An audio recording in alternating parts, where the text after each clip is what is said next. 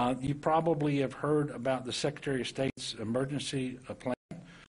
Today I did sign an order declaring that an emergency exists in relation to the November and December elections. I do want to be clear that while I issued that emergency declaration, it does not mean that I approve the specific plan that has been put together by the Secretary of State.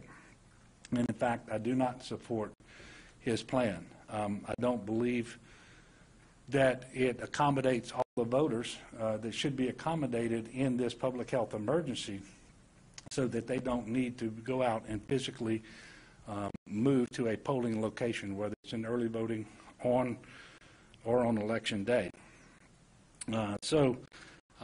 Don't believe that that plan goes far enough. It doesn't this pandemic, the health and safety of the voters. It doesn't incorporate CDC guidance on very elementary points that are crucially important. For example, there are no exemptions for people who are at high risk of getting ill from COVID, or for those who are in their households caring for them. In fact, there's not even consideration given to those people who've been told to quarantine because they've been a close contact to someone who's been positively diagnosed as having COVID, and they've been told don't leave your house for 14 days. They're not eligible to request an absentee ballot. I think, is woefully inadequate to the task. We do not support it. I do not support it. And as a result, that plan will not be carried out for these elections. And any resolution, if we're going to have an emergency plan, will likely have to come from the courts.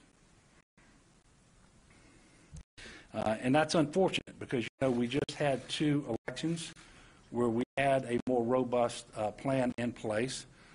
From my perspective, those elections were conducted appropriately, and they afforded an adequate amount of protection to voters who didn't have to choose between their health on the one hand and their right to vote on the other.